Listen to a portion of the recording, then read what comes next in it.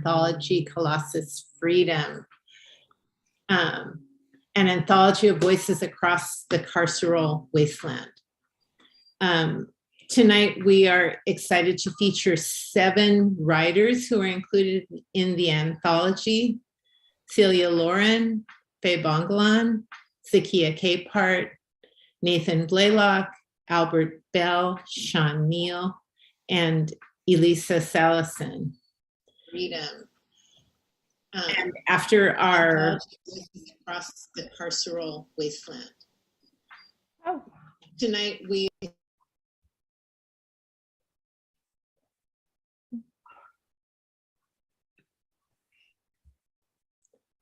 so after our featured readers, we'll have an open mic. And if you are interested in reading something in the open mic, please message me, Peggy Morrison, in the chat, and I can add you to the list. This reading is being recorded, and thank you to the San Francisco Creative Writing Institute for co-hosting this virtual reading and creating a video, a YouTube video that will be posted on the Colussus website. And I'd like to mention that Colussus Press readings are inclusive and a safe space where all voices are respected, and we do not tolerate hate speech. So without further ado, I'd like to introduce my co-host, Sarah Beal, the co-founder of Colussus Press, and she'll talk a little bit about the Colussus Freedom Anthology project. Well, hi, everybody. Welcome to our reading. I'm so excited that you're all here, and I'm so excited that Colussus Freedom is out in the world. Colussus, as a press, started pretty improvisationally in 2017 when a group of poets and writers I knew and I got together to write about our feelings and what was happening in our country. And we decided at that little group meeting, sort of a salon of sorts, to put together a chapbook of the things that we'd written in that afternoon and try to use it as a way to raise funds for freedom for immigrants.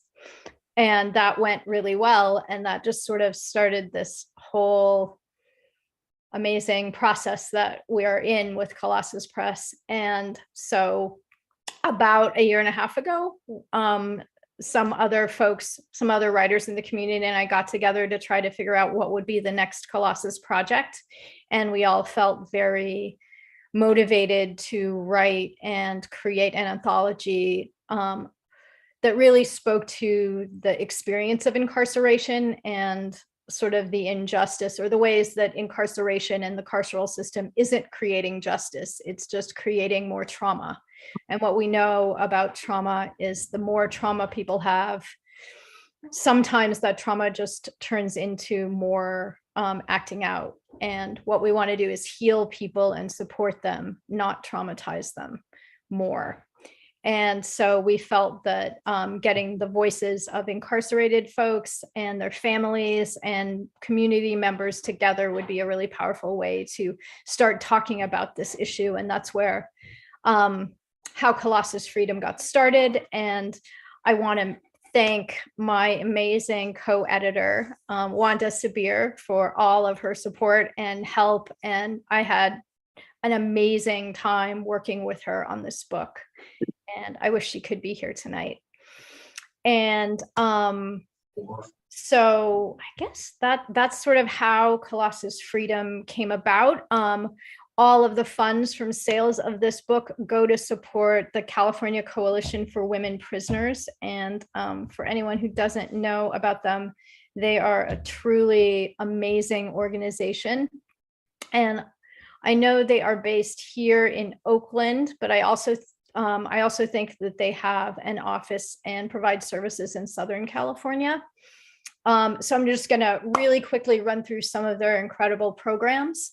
The core of what they do is a visiting and correspondence program. So they help folks visit their moms and daughters and sisters and family members who are incarcerated, because one of the most important things for folks who are incarcerated is to help them stay connected to their families and communities, and to help their families and communities stay connected to them. They also have a newsletter that's really amazing. And they have a speaker series that goes around and talks about the experience of incarceration and how it impacts children and families and women. They have a program called Crossbars and Borders, which studies the impact of the US-led prison industrial complex on women and trans people around the world in order to build an international solidarity and a global movement. They also have a prison visiting program. They have Writing Warriors, which is an advocacy program through correspondence and letter writing, where incarcerated women and folks who identify as female or women are able to write back and forth with community members to, again, try to stay connected. And they are part of an organization called DROP, LWOP, which is a coalition, I think, throughout the United States that works to end life without the possibility of parole. And in San Francisco, they're part of the Participatory Defense Hub. And that is a community organization that works to try to take the power back from the carceral system and put it back in the hands of people and families and communities to try to create real justice and reparation. And one of the other things they do that I think is really important is a program called Reparations for Reproductive Justice Behind Bars, which is supporting women who were sterilized without their knowledge or against their will while they were incarcerated. And these women need justice. And that touches a little bit on our next, right now, Colussus has a call for submissions for Colussus Body. And there are going to be some of the work in that book will be from some of the folks involved in reparations for reproductive justice. So thank you for being here. And I'm going to turn it back over to Peggy. Thank you, Sarah. Thank you for all your work with Colussus and in making this book happen. And I'm happy to welcome and tell you a little bit our first featured reader, Celia Lauren. And Celia is the author of the poetry chapbook, Among Dead Things, a chronicle of tragedy and resilience, published by Finishing Line Press. She's the winner of the 2021 Poetry Prize, awarded by the Knoxville Writers Guild. Her poems have been published in Caesura, the Thule Review, and She Speaks, an anthology of women of Appalachia, 2021-22. She resides in Knoxville, Tennessee, after many years living in the San Francisco Bay Area. And Celia comes to us from the East Coast this evening. So thank you for staying up late, Celia, and we're looking forward to hearing you read. Thank you. Hi, everybody. I just want to say a big thank you for including two of my poems in this book. These, I can't say how powerful these poems are. I was really just really impressed when I sat down. In fact, I couldn't really read them all together because they were so impactful. So I appreciate you including mine. I wrote that chapbook, Among Dead Things, just because I wanted to bear witness on the things that I saw and experienced and felt for the 8 years that my daughter was incarcerated. And what Peggy didn't say is my daughter was incarcerated at the age of 22. The night she graduated from university, she was celebrating and became drunk and got in her car to drive home to her boyfriend. And how classic is that? 15 minutes later, she was sandwiched between the top and bottom of her car, facing headlong into another car where the passenger was killed. Mm. So I wanted to bear witness to all these systems, healthcare, court systems, prison systems that I was introduced to. And they definitely don't work the way we think they do. So anyway, this first poem is called Scale, and it sort of talks about a moral dilemma of having a child who was found guilty. When a friend asks me, "How do you do it? You seem fine," I want to agree. I want to feel nothing's changed, take comfort in the solidity of that.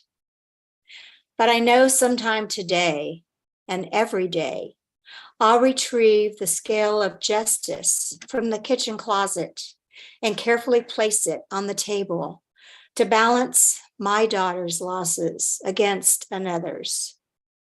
Weighing loss against loss, grief against grief is heavy, surely as heavy as the sinking seafloor, one side to the other, a place to hide in silence.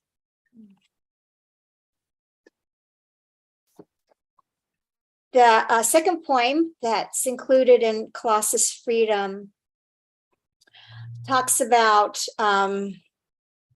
visiting my daughter and just kind of what goes on. But the undercurrent, this is a very understated poem. The undercurrent is not, it's seething with kind of rage about how lonely and alone inmates are, even though they're packed into these very small spaces. Prison visitations.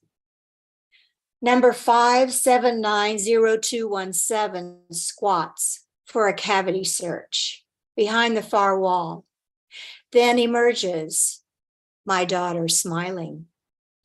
I've arrived early for the entry queue, carrying the allowable number of quarters for vending machines.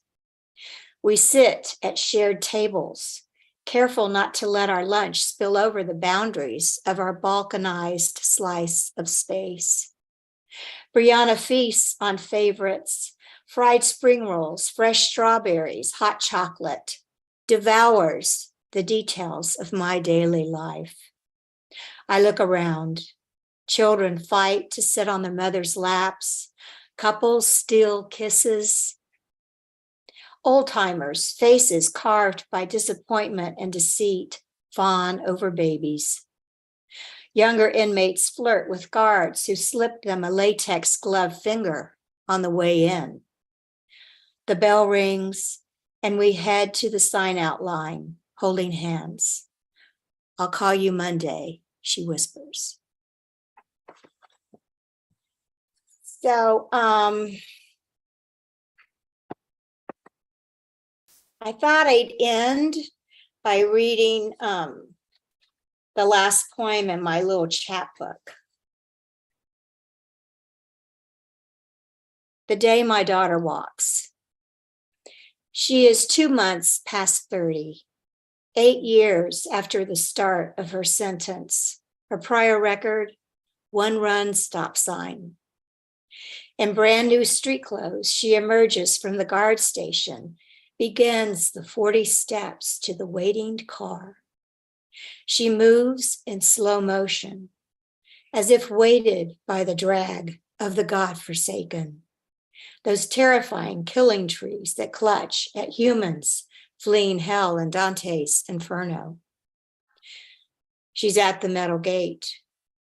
As it slides, the bottom grates against the concrete, screeching acumenously. I hold my breath, not daring to shift the tilt of the planet and cause the gate to close. before she can slip through. Mm. Thank you so much. Thank you. Thank you so much, Celia. That was a beautiful reading. And it's included in this book, Colossus Freedom. And our next reader is Zakia G.E. Capehart. Zakia is a writer, published poet, storyteller, performance artist, visual artist, author, and radio producer and host. Her artistic skills, combined with a medical background, allow her to produce shows that help educate and heal the community. Zakia's voice may be heard on the Full Circle show on KPFA 94.1 FM in Berkeley. Her poetry is published in many anthologies and has been shared internationally. Zakia's sojourn to Ghana, West Africa, inspired her to publish her first book of poems and short stories entitled Ghana on My Mind, Poetic Reflections on Journeying to the Motherland. So I'd like to introduce Zakia. Thank you, Peggy. And thank you, Sarah. Also, I'm so happy to be here for this wonderful occasion of being able to help women in prison. Of course, it's sad on another note, but it's really a great opportunity to be able to help. And that is awesome. My first poem is entitled The Drumbeat. Listen for the drumbeat. Listen for the drumbeat. Can you hear the drum? Can you hear the drum? I hear the drumbeat. Drumming, drumming, drumming, drumming, drumming, drumming, drumming, drumming, drumming, drumming, drumming, drumming. The elders say the drumbeat mimics our heartbeat, for it is the lifeline of our existence. Without our heartbeat, we cannot continue to live. Without the drumbeat, we forfeit to give to each other the legacy of our ancestors. They taught us to always stay close to the drumbeat. The drumbeat, the drumbeat. It is important to continue to love, honor, respect, and cherish our rich heritage, because Africa is the cradle of all civilization. We come from a noble people who were kings and queens, mathematicians, navigators, scientists, engineers, agriculturists, architects, artists, herbal healers, astrologers, astronomers, all swaying to the rhythmic pulse of our cultural identity. The entire continent of Africa communicates through the drumbeat, the drumbeat, the drumbeat. Whether from north, south, east, or west of the motherland, the drumbeat in Ghana, Nigeria, and Senegal, West Africa speaks to the Ashanti, Mandingo, and Yoruba nations, who are known for their courage as warriors while hunting for food or protecting the village. They are also historically known for their cowrie shells, kente cloth, mud cloth, the djembe and jundun drums, the kikuyu, Maasai, and Watusi beats the drum in Tanzania, Kenya, and Uganda, East Africa, and are known for their royal wood carvings, which represent the family tree of life.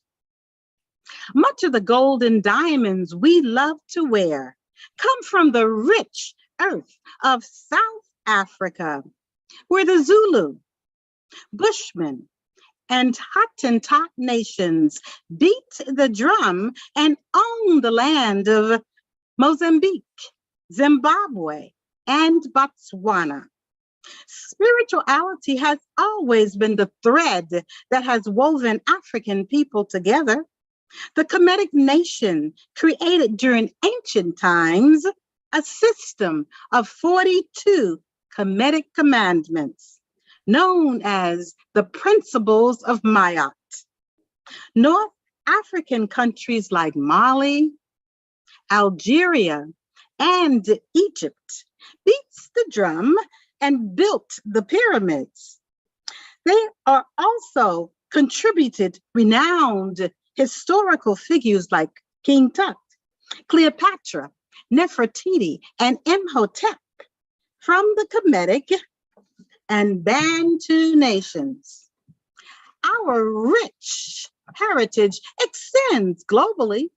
You can hear the drumbeat resounding from Mother Africa to the Caribbean, South Africa, North America, Asia, Australia, and Europe.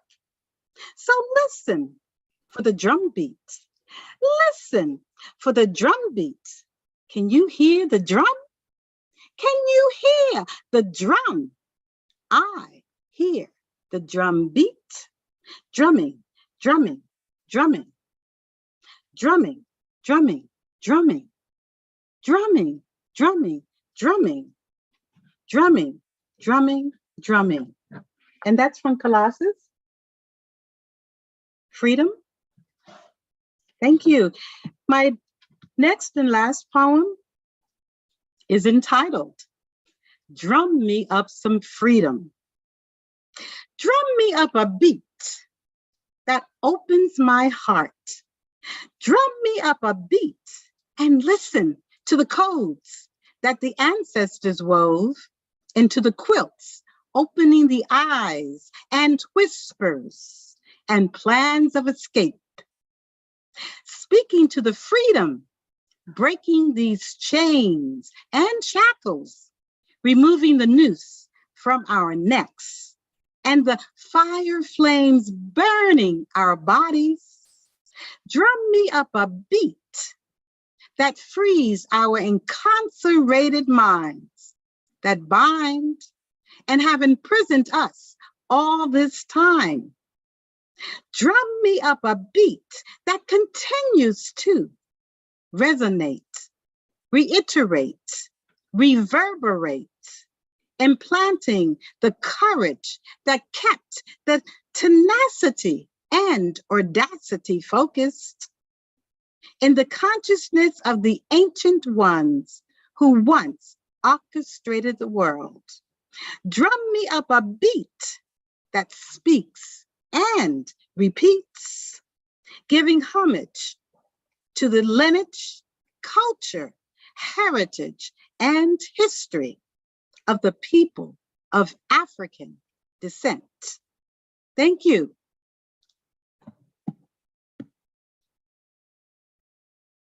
Thank you, Zakia. Thank you. Thank you. That was wonderful.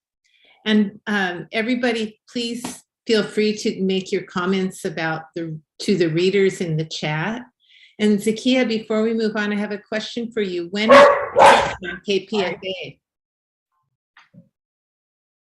Hear your question clearly because I heard the barking of the dog. Okay. I ask, when is your show on KPFA? Yes. Full Circle is on every Friday at 7 p.m. Now, I'm not on every Friday because I share the station with other producers and hosts.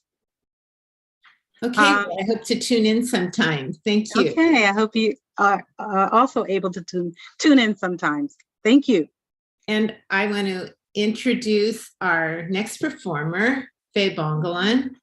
Faye Bongalan is a Bay Area visual and performing artist. She's an alumni of San Francisco State University with a bachelor's degree in crafts and design. She found theater arts in her last year at SFSU, and to this day, it consumes her life.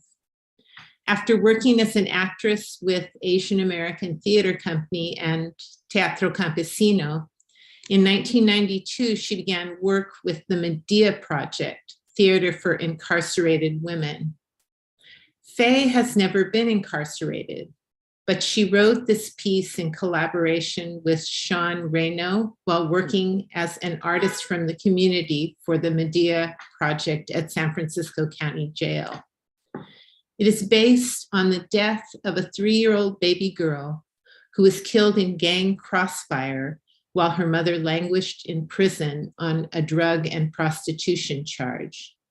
This child's killing sparked an outrage because of the indifference to the gun violence by government officials who responded to the child's murder by saying, "Nobody told her to have that baby."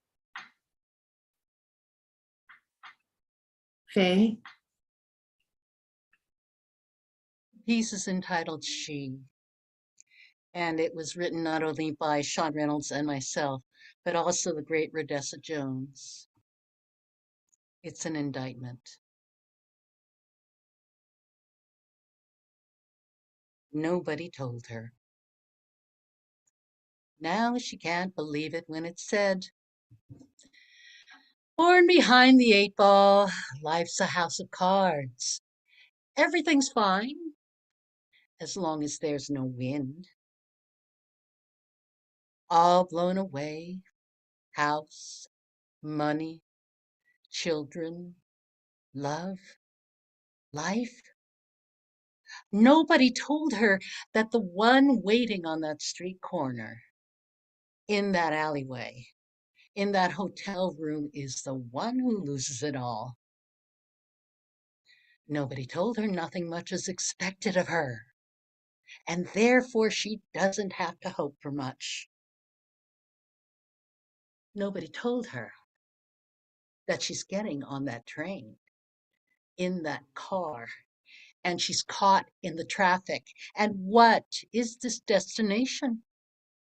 West Highway, 57th Street, MacArthur Boulevard, Ellis and Taylor, Cap Street, 16th Street.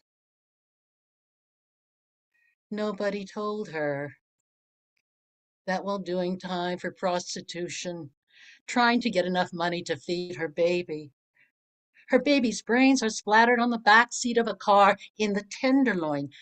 Nobody told her. So how could she know? Nobody told her. Nobody told her. Nobody.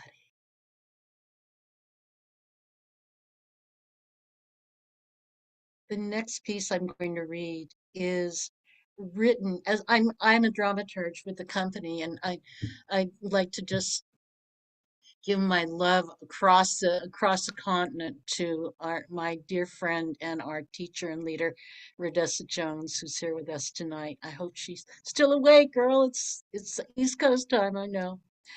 But the next piece is called Younger Self by a Medea Project member named Cassandra Steptoe.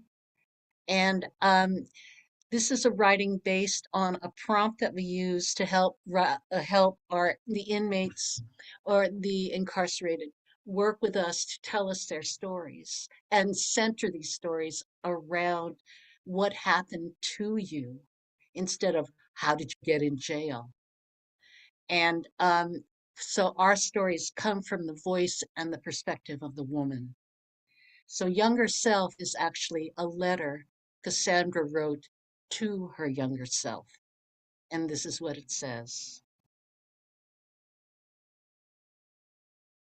My dear little girl, I didn't understand what the words meant to me, but I'm going to explain it to you.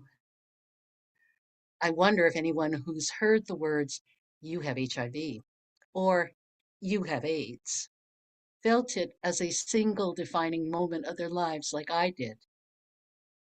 For me, it was a watershed, a rupture in time that divided my life into before and after. I was in jail, standing in line for a blood draw, glancing down at the sheet listing all the things they were checking, my eyes stopping on 3 letters, HIV. Even though I had been diagnosed already, that moment in jail stayed with me. I have HIV. That was my name on that list of lab tests.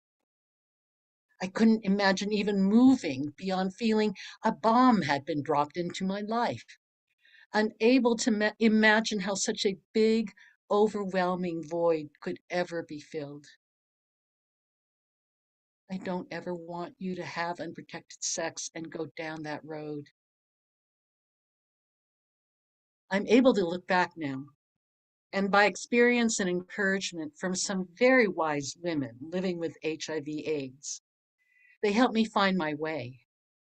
Here are some lessons from my journey. I couldn't forgive myself for getting HIV, but someone said to me a long time ago, if you're looking for a reason to feel shame, you'll always be able to find one. I learned to look for something else, forgiveness. I had forgotten that forgiveness is something you choose, and it only happens if you choose it. I learned HIV is a health condition, not a crime. People living with HIV aren't doing anything different than most people I know. The only thing separating people with HIV and people who don't, people who have had sexual intercourse with a man or shared a needle but didn't get HIV, is that I got HIV. There was a time that I thought I wasn't worth much or deserved much because I had HIV, which seemed a little silly. There's always someone willing to judge you.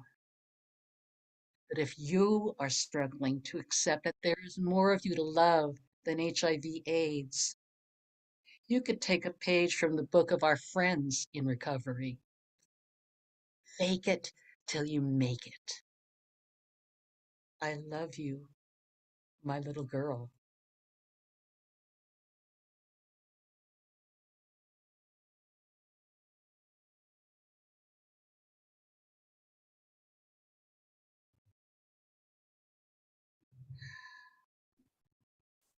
It's it's a pleasure and it's a prayer for me to read Cassandra's work.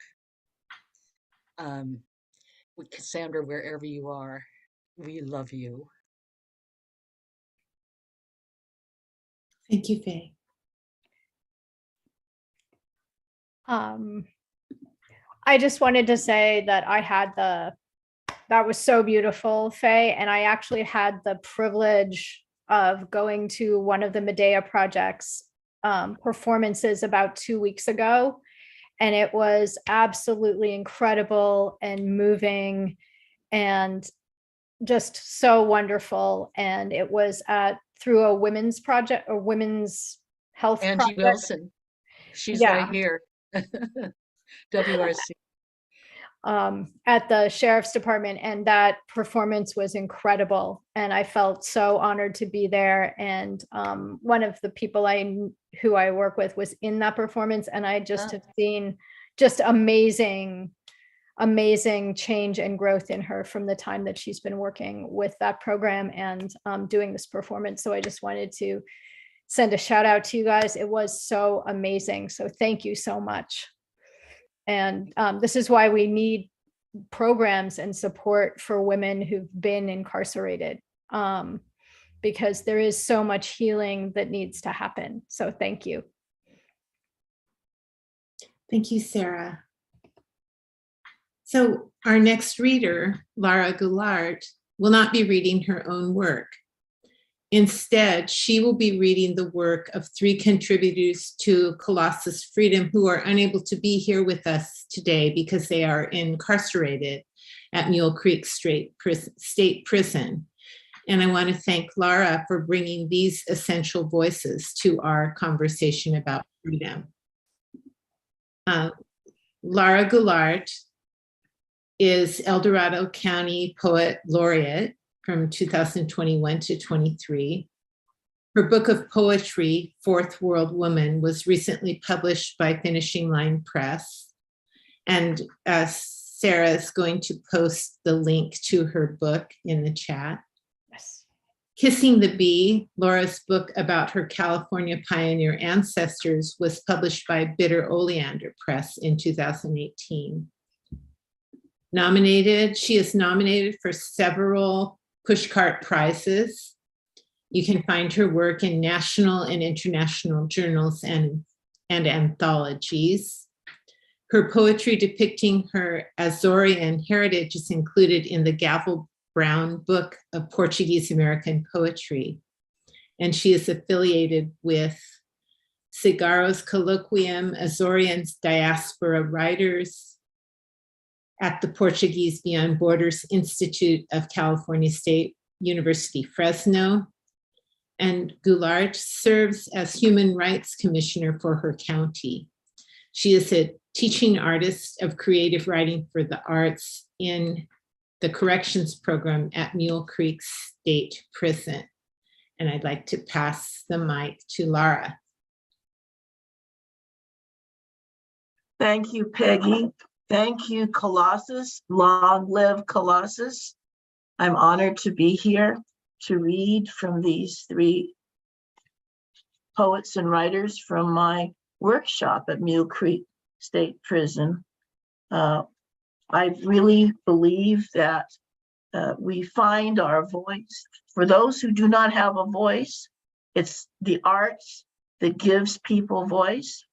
And these three participants whose work I'm about to read have found their writing voices. And they are pleased and they have a voice while they're incarcerated, and that's huge. So I will read these bio. I'll read the bio for each one. And the bios were written about them by themselves, not my, I did not write their bios. So each one is very unique and has a very different voice. My first writer, who is a writer, he science fiction, but then he's turned to essays lately. His name is Nathan Blaylock, and this is what he says in his bio. My name is Nathan Blaylock. Between you and I is a thought piece. With so many new laws and mandates, is there really any freedom? If so, where? And is it for everyone? I'm a writer. Urban sci-fi is my genre of choice. It is freedom. As a writer in this genre, I can take the reader anywhere. Planets, like countries, aren't equal. Being incarcerated has molded part of me to see so many crises inside and out. This is a microcosm of what's out there. I, however, have more time to absorb the information being dissimulated as well as disseminated. It's also made me distant to other people because it's hard to trust. You can't really trust anyone inside. The ability to absorb information along with years of seeing cons, scams, and corruption leaves a person on an island. That's his bio. And his essay that he wrote is called Between You and I. Between you and I isn't freedom. True, I'm in prison and you're not. Freedom isn't the barrier that separates us. An electric fence is. Freedom is made from two words, free and dumb. Free is an adjective meaning not imprisoned or enslaved, obtainable without payment, or unconstrained. Dumb is a noun. It means law, statute, or judgment. As a society, we are always judging or being judged. You have the right, as it's often said, but not true to judge. In judging, you deny someone's freedom. Protest that. Statutes are often referred to as common law. They are legislated rules of society. It is given the force of law by those it governs. Force of law is not between you and I, as long as we follow the statutes. You take a drive, obey the statute, 55. I take a walk, obey the statute, don't cross the red line. You walk your dog, statute, pick up the excrement. Swing by the store, pick up an item or two, long as you pay. It's the same on my side of the fence. We call this following the rules, freedom. You and I can trade promissory notes to obtain items. We both get these notes after hours of labor, a promise to pay. We then promise to pay someone else. I guess in a simplistic way, we both work for free. It's like being enslaved. It's said slavery is legal only as punishment, the Constitution. We both work for the same promise. Your freedoms are free-ranged like cattle or chickens, an illusion as you wander within the laws and statutes that fence you in. My pseudo-freedoms are constrained within an electric fence and often subjected to emotional judgment of an overpaid person with the same or less education than myself. For me, freedom as an idea has been dissected and analyzed. Although I traded the illusional for the pseudo with a regrettable judgment on another, I've seen true freedom. True freedom really knows no color, no sex, dislike, or even likes it. It is unconstrained and only can be given freely. It moves on both sides of the fence, but only in one direction, forward. True freedom is forgiveness. Nathan Blaylock. Thank you, Laura. And again, Nathan Blaylock's piece is published in Colussus Freedom. And the next author that we're going to feature, Laura is going to read, is Sean Neal. He's a 49-year-old published incarcerated poet and writer and social justice advocate who is serving a sentence of life without parole in the California Department of Corrections and Rehabilitation. Some of Sean's published works include Musicland and Suckling at Their Mother's Breasts in Iron City Magazine, and Carry On in the William James Association Anthology, all published in 2020. Sean hopes to publish more poetry and other writings along the lines of social justice in the future. The Chicago-born Watts native has been incarcerated since 1993. The impact of my incarceration on me and my family has been deeply emotional one.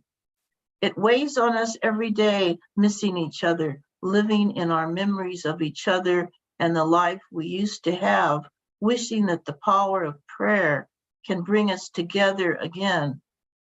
Meanwhile, my sentence, LWOP, promises me forever and never. Still, my mother prays for divine intervention, a governor's pardon, or a new law to bring her son home. I love her so much for that, and so many other things. I hope her prayers get answered. And here is Sean's poem, I Want Freedom. Sean Neal. I want a freedom that actually means freedom, a freedom that comes with rights to be free that are overdue. Give me freedom that doesn't have to be renewed like the Voters Act does, a freedom that endures the passage of time and that the new Confederate revivalists can't unbind. Give me freedom from poverty, from racism and false patriotism, the freedom from a political system that pits us against one another, from politicians who work for themselves and not we the people. I want the freedom to love unconditionally and the eradication of divisive color lines. Give me a freedom that guarantees that my life matters without me having to say it does. Most of all, I want a freedom that's true. Thank you. And that was Go ahead. my. Shall I read Albert's bio? Oh, I can read it. It's kind of long. I mean, as long as you can cope with my same voice, let me drink something. Albert Bell, he had never been published before, and he was so delighted to be published. And he's so talented, and he's just a crazy guy now, writing all the time, and he's found his voice and found a writing life in prison. Albert Bell was born in Oakland, California in 1967. I'm a 54-year-old lifer, having been locked up for 22 years now. I'll be going to the Board of Prison Terms in September of 2022. My ethnic makeup is mostly African American. I graduated high school in 1985 and went on to attend Grambling State University in Grambling, Louisiana. I've been a bass player for 40 years and a lover of music and the arts, currently attending Coastline and Folsom Lake colleges for an AA degree in arts and humanities and business. I'm a student of Grammy-winning Native American flautist Mary Youngblood and of Miss Laura Gillard, Poet Laureate of El Dorado County, and of Sherry Hacker, MFA Visual Arts. This does not replace the grandchildren and children I go without daily, the weddings and graduations, the laughter, the feeding of love from family holidays, hugs and conversations. Prolonged separation is terrible. My sons and daughters need me. Thank you. On. The prison industrial complex is devastating to people of color and their families. The stress from incarceration is generational, going deep even onto the cellular level, the DNA level, negatively affecting generations of our children. Being of color and poor is a crime in America, an outspoken crime. It is mentally challenging. My presence and strength and wisdom, leadership and protection are missed and needed. My love is needed. Our family is handicapped without me at home. Being a man of color in America, including our Native brothers and sisters, can be fatal. Love and education with positive support is crucial to the spiritual and mental uplifting of our colorful relatives. Plant the seeds into the children's hearts of good things.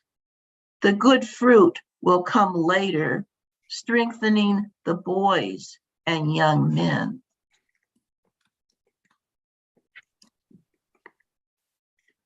Red Tail Freedom by Albert Bell. The sun is shining bright and the sky is a bright baby blue. I see a few wispy clouds joyfully floating as they twist and turn gracefully like seals within the invisible currents of wind. As I continue to look out of my window and into the sky, my eye catches a particular bird that is circling and doing loops in the air. The bird that caught my eye, taking me and my mind and spirit away from prison and putting me into the sphere of joyous, wispy clouds and invisible currents of wind, was that of a hawk, a red-tailed hawk. Having beautifully designed red-looking feathers, I participated with the hawk for a while, not realizing until much later that I had been taken on a trip by a bird, that I had been set free, experiencing freedom without any obstacles of chains or restraints of any kind. I twisted and turned, and I did circles and loops in the air right along with the bird. No electric fences, no razor wire, no guns, not even the governor of California could have kept me from freedom on that day. For a few moments, I felt as if I were a child again, seated within the Barnum and Bailey circus, watching the trapeze artists swing and swoop and leap, hearing the elephants trumpet and the lions roar. Yet, I return to the realization that I am not at the circus, but instead am looking out a window from within a 6-man room at Mule Creek State Prison in Ione, California. For a while, I was free. Thank you. Thank you so much, Lara. And I thank them for their writing. And they're still contributing to Colussus. So they're going to be contributors next year. I just know it. Thank you so much. We have one more featured reader who has a piece in Colussus Freedom, and that is Elisa Salison. Elisa is a poet and educator in Berkeley, California. She has had essays, op-eds, photography, and poetry published in AMP, Always Electric, San Francisco Public Library Poem of the Day, Sparkle and Blink, Counterpunch, and the Bay Area Writing Project's digital paper. Her first chapbook will be published by Finishing Line Press in 2023. And I wanted to mention that if you'll see in the chat a link to Elisa's book and also to Lara's book. So, Elisa. Thanks, Peggy. So I wanted to start by introducing my mother. This is Susan Salison, and I want to kind of call her spirit into this space to guide me in reading and not being too nervous. And also because I'm going to be reading several poems about and centered around my mother, who was an amazing and very complicated woman, and we had a very complicated relationship. And I wish she were still around. So my mom, in 1958, my mother, when she was 16 years old, was one of a string of young women who were brutally attacked in the streets of Portland, Oregon. She went on after that incident to dedicate her life to issues of women, trauma, PTSD. She was one of the grassroots organizers and founders of the trauma-informed care movement. And really, it was her commitment and determination that kept trauma on the public mental health agenda. And a strong focus of her work throughout her life was building systems of healing and transformation for incarcerated women, their families, and communities. So the first poem I'm going to read is from the anthology, and it is about the event that sparked my mom's life work, for better or worse. My mother used to say she died once. My mother died before she was my mother. She died once in the gutter on Southwest Green Avenue, portaged across the overflowing silence. My mother died before the next 3 sluggings, before the boy with the blunt instrument hit 3 more girls. Portaled bodies clubbed and silence multiplied. His only confession was, I don't know why. The boy's blunt instrument hit again and again and again. My mother's first death, a leitmotif. He confessed, but the boy didn't know why. Her first death, a point of no return. My mother's first death, a survival, an echo through trembling connection. Her first death returns and returns, layered into the DNA, looped through me, echoed through you, reverberations ripple, woman to woman, awake. Layered into our voices, looped through every contraction, each new moonrise. Woman to woman to woman, an invocation. From marrow and belly we roar into every contraction, into each full moon. Our chant, we do know why. From marrow and belly we keen into our ever-dying selves, our kindled fire. This chant, aflame with knowing. My mother used to say she died once. And second poem, Ode to My Mother's Gold Nail Polish. My mother's 10 fingers, metallic hue, shines halo onto lipstick-smeared teeth that frame her boozy laugh, her hippie dress, her breast spilling out when she raises an arm to pull another wine jug from grocery shelves. And teenage me hiding in the next aisle, embarrassed by those golden nails and wayward boobs. I want nothing of her careening and crashing histories. My mother now paints my daughter's nails golden. Wild delight and bling, 5-year-old hands glint in sunlight, flashing spirit to the world, tiny fingers invincible with priceless shine. My girl is glittery glam, her grandmother's golden gift, 10 fingers of metallic wonder. She paints the sky with dazzling daggers and magical rays that shoot from newly adorned digits. Her power now complete. She is precious metal. She is auriferous joy. With a flourish, my girl displays her glitzy glory to a neighbor, the one with the artfully frosted hair.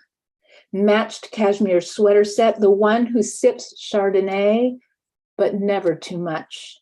The one who is everything that my mother is not. I hear that perfectly muted woman ask my 24-karat girl, does your grandmother really wear gold nail polish?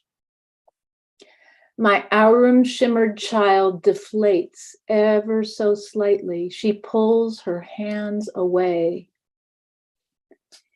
In the weight of my daughter's silence, I open my own hands.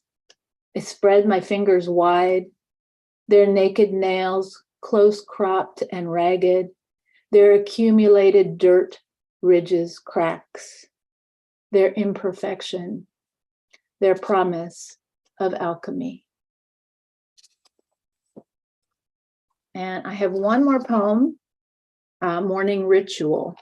It's in the form of duplex, which was created by Jericho Brown. Morning Ritual. Thank God I have not become my mother. I say as I eat my yogurt and blueberries.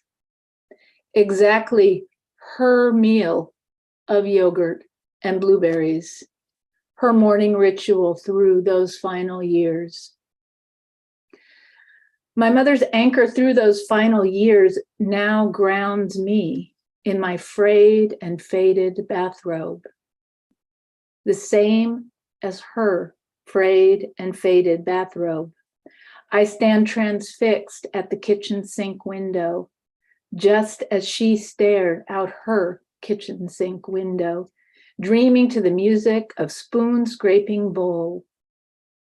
My morning reverie, my spoon scraping bowl, my grateful sighs of delicious delight, echo into her simple joys, her delicious delight. Lines blur, and I may yet become my mother. Thank you all. Thank you so much, Elisa. And thank you to all the readers. I just am so happy to have had the opportunity to curate this reading and hear these writers who are published in Colussus Freedom. And as Celia mentioned earlier, there are many more pieces and authors in the reading, and we'll be having more readings to celebrate this book. Sarah, did you want to talk a little bit more about the book or do the thank yous, or should we move right on to the open mic? Hi. I did want to thank the amazing people who've read, and I want to thank Laura for sharing the work of the readers who can't be here tonight because they are incarcerated. I'm going to encourage everyone to buy our book because all of the money, all of the $19.95 or $20 that you spend on the book does go. We give all of the money straight to California Coalition for Women Prisoners. So I'm going to post our link to buy the book one more time. And I'm also in a few minutes going to post a link so that you can read more about what California Coalition for Women Prisoners does, because they are really, really an incredible organization doing incredible work. And that was one of the things we were really excited about in starting Colussus, is that we could support local nonprofits really doing the work on the ground. Colussus was really about sort of linking art and activism and doing that in a way that was concrete through books that people could hold in their hands and money that could help the work of these incredible nonprofits that are working to give us a kinder, more compassionate, healthier world. So thank you. And let's maybe go with the open mic now. Okay. So we have several people signed up for the open mic, and I want to thank you and ask you to read one poem or one short prose piece, and to a maximum of 3 minutes. So the first person we'd like to start with is Georgina Marie Guardado. Georgina? Let me just find Georgina so I can get her. There you are. I'm here. Hi, everyone. This was an incredible reading. Thank you so much. My name is Georgina Marie Guardado. I'm the Poet Laureate of Lake County. I see lots of familiar faces, so thank you all for being here and listening to all of this work. I'm going to read one poem that was published in Colussus Freedom, and it's more from the familial side of incarceration. Namesake. We don't openly tell others of your living situation, concrete floors, stainless steel bars. I'm sorry to feel so much shame. Assault with a deadly weapon doesn't serve well as dinner time conversation. And when did we last have a family meal anyway? I deposited funds for your commissary, though I've heard being the largest women's correctional facility, your prison housing has a limited supply of feminine hygiene products, thanks to the rule of a male warden's discretion. If women don't matter on the outside, do they matter in Central Valley cages? Protest leads to mistreatment. Complaints yield meals served on plastic trays of retaliation. When you birthed your fifth daughter, did they offer holy water in a weaponless container? Was a blessing offered before separation of church and state, of law and parenthood? Did you ever know your name is of ancient European origins, meaning nobility? Our name, last of the Spanish Guardar, to guard. Your daughter's name, Old English, meaning ash, forest glade. I avoid sharing my surname at all cost, and she has someone else's now. Thank you. Thank you, Georgina. Our next reader is Kay Dulé. Hi, everyone. Thank you Hi. so much for tonight. This is an amazing and fulfilling day. Today is Diwali, and I wish everyone a happy Diwali. And it also is a significant day for the Sikh religion. It's the day of freedom, as it turns out. So I'm going to read to you a short poem that refers in part to the crime that we commit in the US, which is the incarceration of children that we still practice here. A proliferation of sand. There is no asylum for the dead. The blank face of a child in a cage. You prop her mouth open with a pen, scrape ink from her tongue. This child has risen above the borderlands and died again. You write her resurrection. On the journey, she carried the cries of her ancestors on her back, traced a lacuna, ancient migrant paths where desert Kordata feast on her fallen mother who, but for a proliferation of sand, was left behind unadorned. Fill the page with her remains. Even an ant can chip away to bone. Thank you. Thank you, Kay. Okay, our next open mic reader is Taylor Graham. Taylor.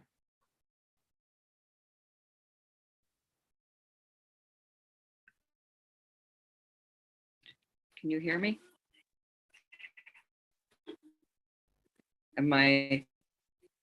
Okay. I'm Taylor Graham. I'm the inaugural Poet Laureate of El Dorado County, and I'm delighted that Lara has taken my place. She's doing wonderful work up in our foothills country.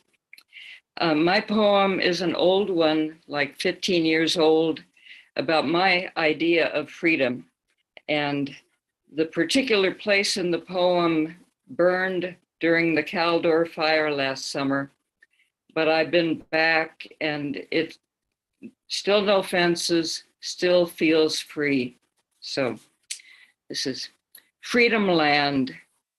Beyond pavement with its solid center line and bounded by no trespass signs, beyond the turnoff onto gravel to a landing where I park my car and start walking, no signs of ownership, no gate.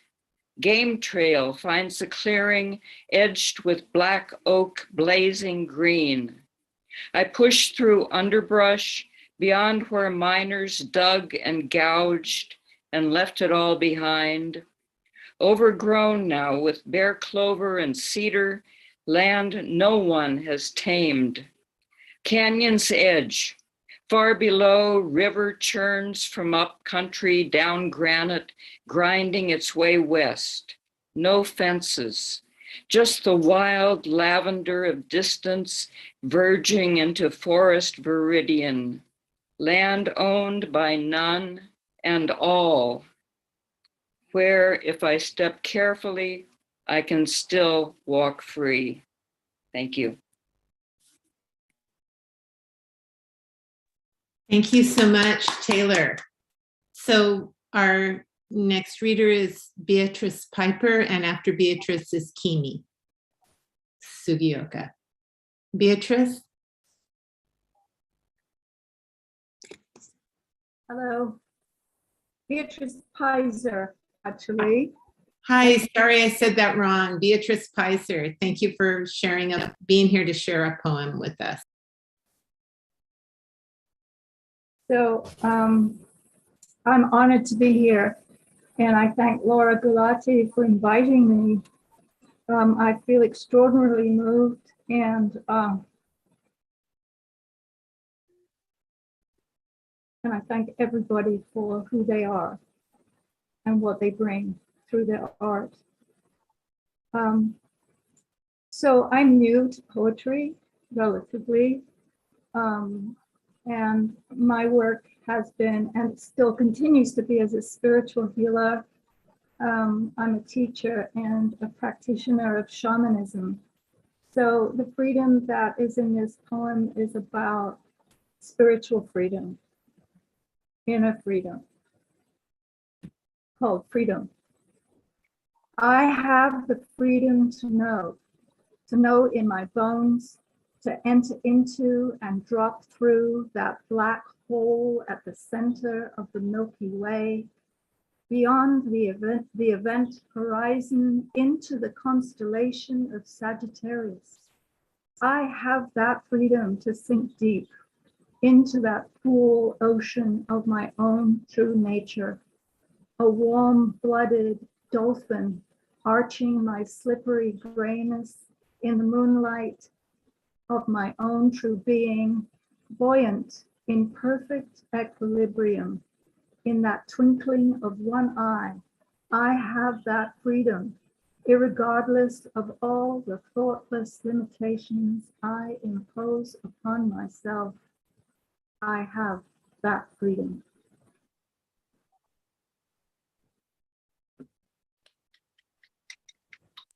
Thank you, Beatrice. So our next reader is Kimi Sugioka. Kimi. Hi. I thought I'd sing you this song I wrote about the migrant camps. Time to take down the walls, live up to the creed, make a home for the brave and a land of the free. The American dream on the Statue of Liberty offers sanctuary to refugees. Gotta close the camps, gotta shut them down, gotta save those babies from the battleground. Well, the current is strong, and I see Arctic flow, but we can save one another from this undertow, and so we grieve for those we've lost. It's a precious verse in a mother's song, and so we rise like a summer storm to make a cradle for the yet unborn. Gotta close the camps, release the refugees, open up those cages, throw away the keys. Thank you. Thank you so much, Kimi, for your beautiful song. And we have another reader, Deborah King, who has a poem for us. Hi, everybody. I've been with the Medea for 15 years. I'm an actress, and I go to City College. And I wrote this piece called Heaven, I'm a Bird. I was tired of being out there on the street, smoking my life away. At one point, it was chaos. I went to jail for a week, got out of art. They didn't have a bed for me. I went with the clothes on my back, tired of selling my body for money and drugs. When I went to the doctor, every time I breathe, I rouse my lung. It hurts to breathe when I try to talk. When I try to smoke crack, I couldn't feel nothing. The doctor gave me 4 transfusions. I didn't have enough blood in me. I had fluid on my heart and lungs. They put me in ICU for 2 to 3 days. I had 105-degree fever. I didn't know what was going on with me. They ran some tests, PCP, MAC, TB, all at the same time. That's when I found out I'm full on AIDS. As I was lying there, my mother and my auntie came to my bedside. I was pretty much out of it. That's when I heard the doctor said, Deborah, you only have 5 minutes to live. They rushed me into the operating room to get the fluid off my heart and lungs, or else I would die. The last thing I saw, my mother sitting on the bench saying, my baby, my baby, my baby. As they put me to sleep, my grandmother appeared and said, it's not time yet. The next thing I saw, my mother saying, thank you, God, for bringing her through. They took me to my room. When I woke up, I said, thank you, God, I can breathe again. I thank God to give me another chance to live and tell my story. And I'm an HIV AIDS, and I have been incarcerated. So this story is a soul. It's like reaching out to other women's incarcerated, let them know you still can live a full life. You got a chance. My chance was that I saw death. I'm here to stand and let everybody, other women, you can live a life and take care of yourself. I've been clean for 15 years. And my doctor is Dr. Eddie Mettinger. I'm at the women's clinic at the pronounce. And then I help other women to deal with their problems, trauma. I have PTSD. It may not look like it, but I have other stories that I wrote of my life and trauma. But Delta and Faye is my most director, and Faye, she's my writer where we need to be fit and polished. And she taught me how to, I never had a voice. And when I went to Medea, that was my voice and to live and tell my story. I don't have other women's out through jails and, clinics. I'm a mentor at the women's clinics, and, they look us up to me, asking what do I do? It's just write about your story to help other women's. Mine's help other women's on a regular basis. I'm planning to go in jails to help other women's. Yes. So that's my idea of helping other women incarcerated, because they don't have no outlet. And I said, when I was incarcerated, I didn't get the opportunity what the young women's got now. I didn't have that. I had to drug diversion, go to court, whatever. But I worked my way to get where I'm at today. And by being in my Medea project, made me who I am today. Thank you so much, Deborah, for sharing your story. Is there anyone else who wanted to read something in the open mic? Is there anyone I missed? I don't want to miss anyone. Okay.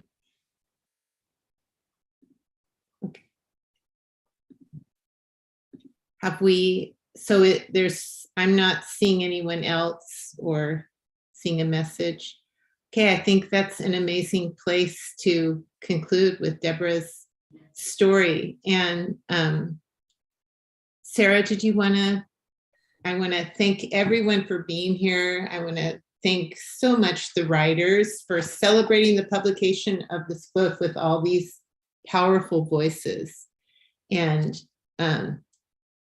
your voices added to the additional voices in this book. Thank you so much. Sarah? I would also like to thank everybody who read, and to all the amazing writers who contributed to this book. I just feel so grateful and so honored that you shared your work with us, and that you're sharing your work with the whole world through this book. I do really believe that having a voice and expressing yourself is a really important part of healing. And I do also feel like that's an important part of creating the change that we all want to see, to create a healthy, compassionate world. And so you're all part of that, and we couldn't do it without you. So thank you so much. I just wanted to share that Colussus is having a live reading at the Freedom and Movement Center, which is part of the Legal Services for Prisoners with Children offices on 44th and Market in Oakland. And that's going to be this coming Saturday at 2 o'clock. And we're going to have some amazing readers there too. The Poet Laureate of Oakland, the current Poet Laureate of Oakland, Ayodele Nzinga, and Kim Shuck, who is the former Poet Laureate of San Francisco, will both be reading, as will the amazing Wanda Severe, my co-editor, and Carla Brundage, and a bunch of other people. I'm sorry, I don't have it all memorized right now, but I wanted to invite you all to that amazing event. And that way you'll get to see what Legal Services for Prisoners with Children and California Coalition for Women Prisoners do. They're going to have speakers from both of those organizations at that reading. And that's this Saturday, right? That is this Saturday at the Freedom and Movement Center. We have a flyer on our Facebook page for that event. But for anyone who doesn't have Facebook, you can just email us and we'll send you the information. But it is right on the corner of 44th Street and Market in Oakland. So really not too far from the MacArthur BART. And so I'm really excited about that event coming up. And I also wanted to say we have just about a week until the submissions close for Colossus Body. So we would love to get submissions from anyone who's still interested in submitting for that book. That book is focused on body autonomy. And you can find instructions for submitting on our webpage, or there's some on our Facebook page and Instagram, or you can just email us and we'll give you the information. I'm really excited about that book too. It'll be coming out hopefully in the spring, in hopefully March 8th, which is International Women's Day. That's our goal and our vision. But thank you all for coming, and thank you for supporting this project. And hopefully we'll see you at other readings. Yay! Thank you, everyone. Thank you. Good night, everyone. Thank you. Good night. Thank you. Thank you, everyone.